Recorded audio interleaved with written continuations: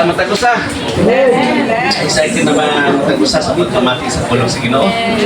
Amen. So, dili na kila ngayon. Ito ang magkawali. This is Amy Orate. Hallelujah. Lapakan na po Ginoo.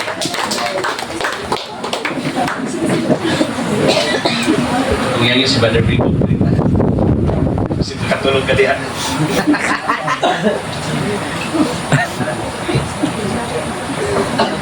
Bata mo din.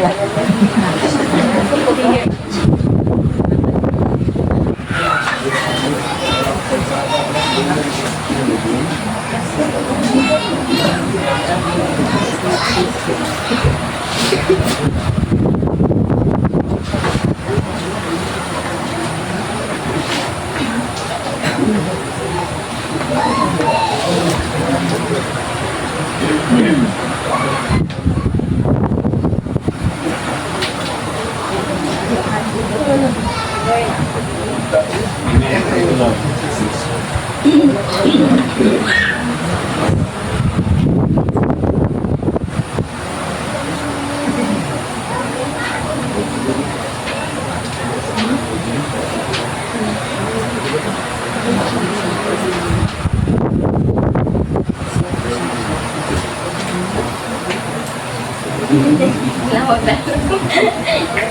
Hallelujah. Amen. Lord.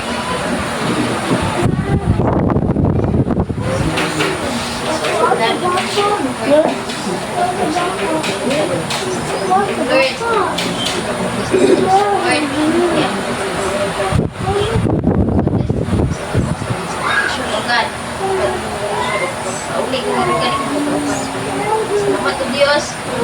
Salamat. Lord.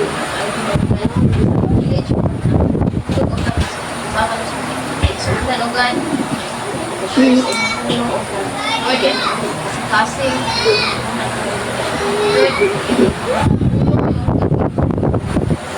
Lord, Lord, Panginoon ka rin. Salamat po Diyos sa mamuhat, Lord. Salamat kay Ginoo pag-ampo, Lord. Pangalagan ng mga paman, Lord. Pagsulay ko kay mga maampo sa kinabuhi ko ng Lord God. Ang pagkutan ginawang imo sa ato, God. Salamat Ginoo, Lord God. Pagkuhi, O God. Sa God, sa kanan, Ginoo, God. Salamat po Diyos. Sa Jesus. Amen. Hallelujah.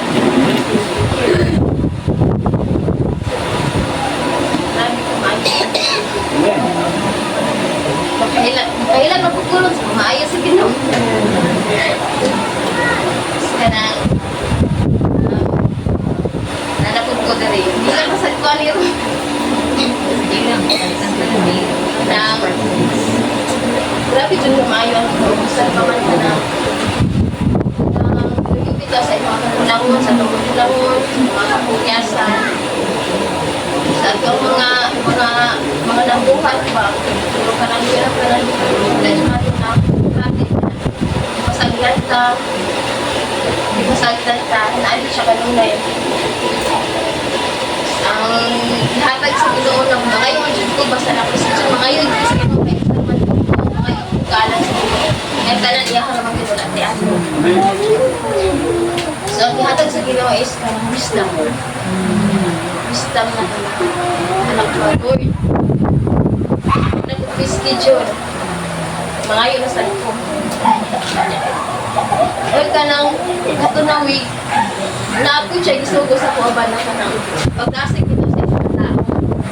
Na, murag ano ni Lord sa pabana. Kasi galing kay, bangat ka, kamat mo siya. So, anak mo na kanang pag-as, ano na yun? Ano sa kanang una ang advice ka na pinaagi ani babless niya na kanang mahinungduan ko niya ba nga kanang yung tao na nagdasig sa iya kanang kato na nangantami kahapon siya ako maulaon majud ko pero grasya sa Ginoo pabaga gina matay anak ko ako siya ginapa sis mga nag-bless ko sa iya kinabuhi iba katong nag-meeting bitaw pag-uwi pa maguna siya ba niya kanang isa-juice na siya o kanta guys tapos sa Father's Day unta niya wala man kaya kami jud balik-balik sa kuha. Gusto ko sa Ginoo ba na kanang ubanan siya. Nakita naguna-una ko. Magdubli na magkuan pa ko mag-study pa ko niya. Maguna-una pa ko sa kataon ulaw may maulaw mayak. At Panginoon ko siya, salamat hapon, naugan, kay nakakanta yun, nakahalan ko sa tiga Diyos. Nakatingon siya, nga nag-bless ko siya kay first time ko daw niya nga nakakanta. Grabe pagkamayo sa ginawa, pag-uli no, nakaingot. Gabi, lugag ko natulog gabi, tapos naingon dyan, Lord, I did it. Naingon dyan, ang iyong suko sa mga ulit. Glory to God. Tapos sa iyong kabangan ko, wisdom. Duha ka pa maagi sa wisdom, which is ang kaugaling mong kaalam. Langit mo niya kaalam. Kaugaling mo niya kaalam na naman dyan tanong tanan tagigiyahan sa ginawa na pag-eskwela, naman dyan tanong. Mabright ka ng mga smart na kata. Nagpaman sa pag-eskwela, nag-kinder pa, elementary, secondary, sa pamagkaliyo, ay mo kang first or ka ng first owner dyan ka ba? Naabot ka sa kaliyo, naging cum laude ka, tapos nakakuhan ka o trabaho, maabot sa nakipag-profesyon. Tapos kan sa pag-eskwela no niya, diha na, naabot na syempre natay profesyon. Tanang sa paglingon, tanang taas na ta. Diha ka ng mga garbo, magawas ng pride. Kaya syempre, na naman kayo human, na kay ang imong gigunita, na kay syempre, sa ingana ta. Kaya ito mga sikat-sikat na sa mga kalibutan ko pa. Tapos may mo na punta nga ka ng selfish. Tapos ka na muna siya ka ng wisdom. Wala, baka hindi mo Kristofano. Pero karon, dili lang tamo hadlok. Ay.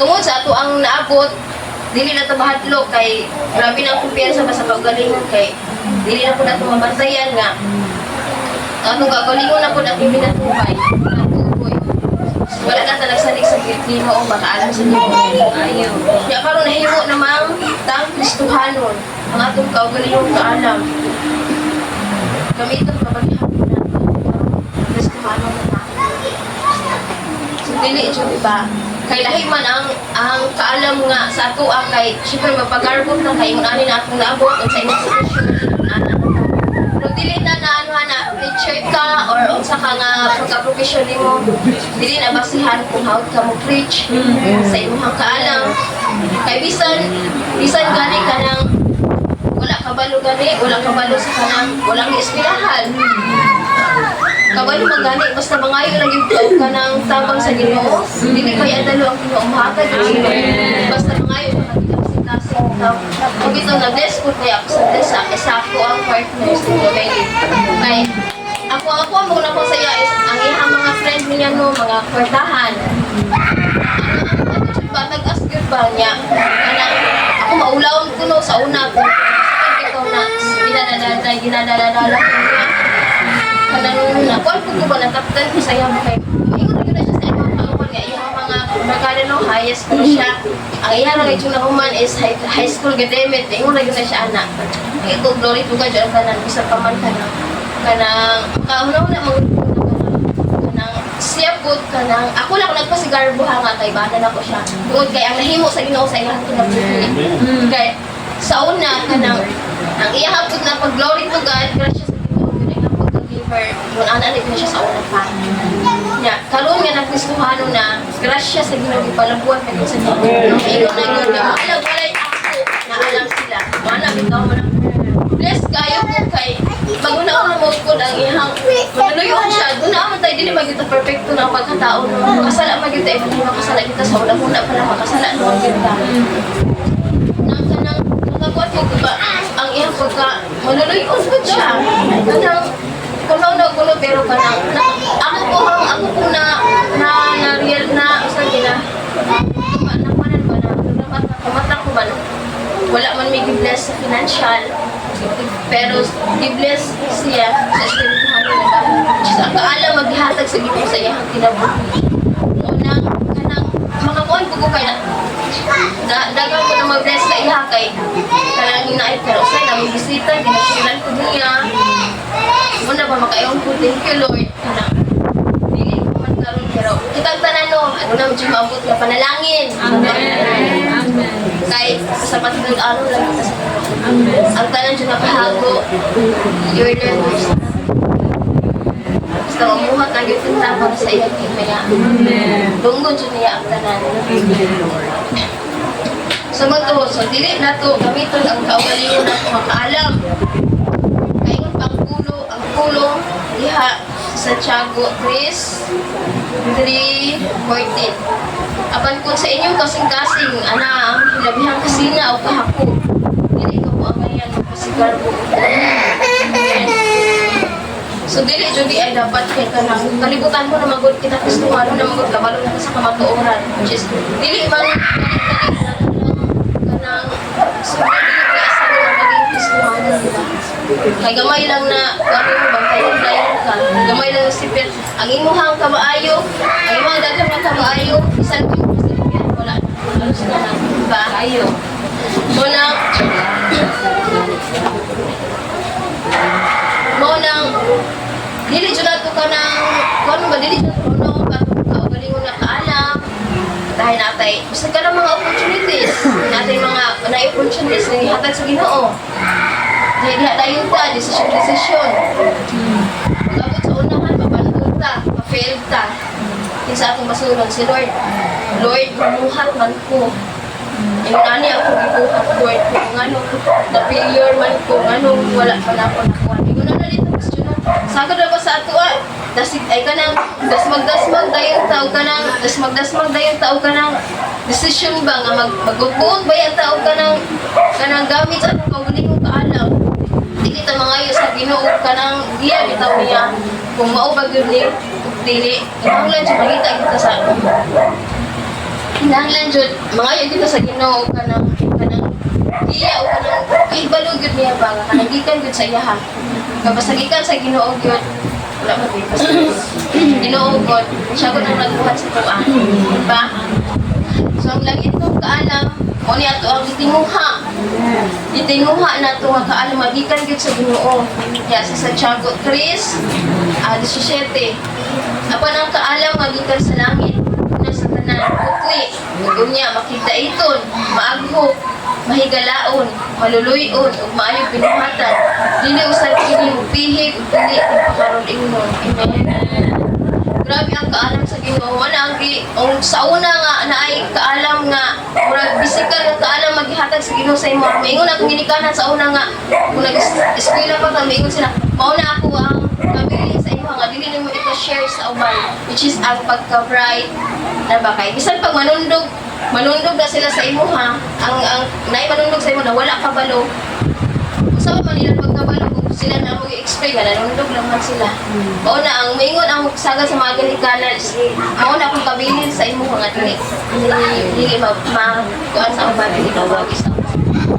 Wala ang langit kong kaalam pud is kanang mao na siya kanang maghatag kinabuhi sa ubang tao kanang usay kanang institution ang sugo sa Ginoo magyud is to preach His word kanang pinaagi sa imuhang pagwali pinaagi sa imuhang pag preach the word of God adunay kanang papanalinginan pinaagi sa imuhang kinabuhi adunay mapanalanginan kanang ang kaalam nga gikan sa Ginoo maghatag na siya og kanang kabag-uhan maghatag siya og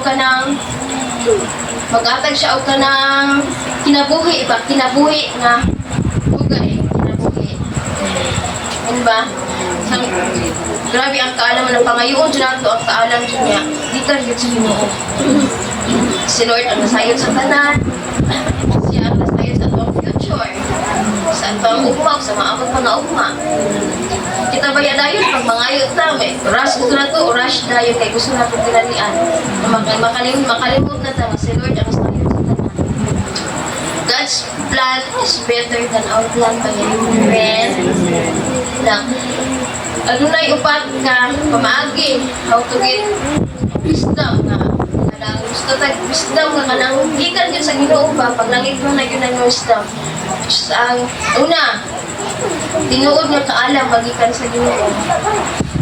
Kaya sa panutihon to size, ang Ginoo mao ay naghatag sa kaalam, ang kahibalo ug pagsabot magikan sa iyang mga pulong. Amen. So si Lord jud ang nakabalo sa tanan, nakahibalo sa tanan sa knowledge. Ano pa ngayon ang knowledge, ang wisdom, ang understanding na sa Ginoo kay kanang duha, kay kanang tulo, maghuman jud ang tulo, dili man pud pwede o ano na kay kahibalo pero wala kay wisdom. Kay paras anang kahibalo ka og unsa una paggamit, kahibalo ka og unsa na pero wala ka kabalo og ay unsa kabalo ka unsa na siya pero wala ka kabalo og unsa una paggamit. So naa jud ang wisdom ug ang knowledge ug ang pagsabot ug unsaon paggamit. Amen. Ang ikaduha, pangayuwa sa Ginoo ang kaalam. Amen. Di sa Santiago 1:5. Apan kung diha kaninyo may nakulangan o kaalam, pangayuwa siya sa Dios ug dili gayud siya mapakyas kay ang Dios mahinatagon ug manuluyod. Grabe si Lord, basta mangayo lang kita tao ka nang kinasing-kasing kita nga. Kana ba makakuan ka na luyo sa tanan ba nga, luyo sa kapakyasan, Lord, luyo sa akong kakulangon. Ako magsugid ko sa imo nga Lord. Mga buluhaton dito nga. Ikaw Lord ang himaya. Ingon anak pa lang daan pero basta ka nang yung anak pa ng galidaan, maulaw na ka nga mangayo sa Ginoo. Bisag sa simple lang nga buluhaton para siya ang mahimaya, dili na nimo kitang mo nang maulaw ka. Una-una guna tadaan ha. Si Jesus ang gilansan sa cross. Siya ang namatay kung sa itong mga sayo. Wala lang una-una tuloy siya ang nagsakripisyo. Kung sa gamay lang sa ako na ikuha ni wala akong nag-aupan ng evangelism. Pero gusto na ako ko'y kaning desire pa nga nakauban one day. Pag una mo ko sarili ko na gamay pa ba niya magpapray kaya nung pagmubos na kainit. O nang mangayo lang kita sa Ginoo ug kanang kaalam. Kaya siya naman makhatag anak. Ikatulo, paninguha o kaalam sa tibuok nimo kasing-kasing. Amen? Panutihon 2:3-5. Paningkamot yun. Gayud nga makabaton kag kahibalo. O paninguha nga makasabot ka. Pangitaak kini sama sa imong pagpangitag plata. O tinagong bahandi. Duhaton mo kini. Matugkan mo ang kahulugan sa pagbaton o kahadlok o pagtahod sa Ginoo. Mulampos ka sa pagsabot bahit sa lugas. Amen. So ang kaalam, labaw pa na ina siya sa mga plata, ang pangitag plata o tinago ang bahandi. Baga murag kung sa wala pa ta nakabalo sa kamatuoran murag kani kay dako man jud palyo, dako man jud kwarta naman jud sa maningkamot, maninguha gid ka nga makakuha tani. Maninguhaon jud ang ubang. Baga importante na gid kay na sa ilaha ba kay just kanang kuha naman kanang mahal kanang dahil tanan kung makuha na ko ni makuha na ko tanan anak bitaw sama ko na labaw pa anak ang kaalam sa Ginoo nga hatag sa ako kung akong pangayoon. Amen. Kaupat tun-i og maayo ang pulong sa Ginoo. Amen. Salmo 19:7. Hingpit ang balaod sa Ginoo ug naghatag kini pag-usog kasaligan ang mga sugo niya ug naghatag og kaalam sa mga kulang niini. Amen. Tun-an ang ug maayo ang pulong sa Ginoo. Pulong sa isa bitaw ko nang kanang mahatagan og schedule pa may impon na Lord ako na pud dili man pud pwede kung ako malibaran. Jan 1:1 sa wala pa nabuhat ang kalibutan ang pulong diha. Pulong mo ang Diyos. Amen. So dili jud ka nang bisan ka nang kanang listan ko baya ko no. Listan ko ba kay wala ko naanan o kanang wala ko naanan og sa ibang isip nga kanang murag matrain bitaw ka na mukuha na sa mga tao ana bitaw. Muna di na jud ko katulog ana mangayog jud ko ana yun. Kanang naaman ko grabe jud ang Ginoo kamayo kay matag gid siya kanang mga confirmation. Ya kanang moto na makaingon ako nga kanang Lord salamat kay kanang kung wala ka wala jud ko mahimo. Nang lastly panultihon 3:5 salig sa Ginoo sa bug-os mong kasing-kasing. Ayaw gayud pagsalig sa imong kaalam. Amen. Mangayo kita kanunay sa Ginoo every second, bisan sa adlaw, bisan minuto lang sa akong kinabuhi. Ato gyud pangayon kanunay ang Ginoo. Ang kaalam nga gikan sa Ginoo. Bisan gani ka sa protection. Ato makuan, sambit man kita sa Ginoo. Okay. Unsa namang gutagod? Wala gyud tay kuan wala gyud tay kung walay kusog sa Ginoo pamit sa ato wala kita. Iyahatag hinimo siya ang nabuhat sa langit ug sa yuta. Ang tanan nato atong gininhawa. Ang tanan nga naa ta karon ug tanan nga unsa ta karon gikan sa iyaha. Ang tanan gyud gikan sa Ginoo. Unang salig gyud sa iyaha ang tanan. Isalig sa Ginoo ang tanan igsuot kay siya ra ang makahatag sa kaalam. Kamo ay mubag-og sa imong kinabuhi. Amen. Ug ang pingi ang gasa sa Ginoo sa imong kinabuhi. Kay pinasahi na nga gasa sa Ginoo sa imong kinabuhi. Mao na ang kaalam nga gikan niya. Amen ba? So maulan to tanang pasidungog, patay, sa Diyos na Diyos.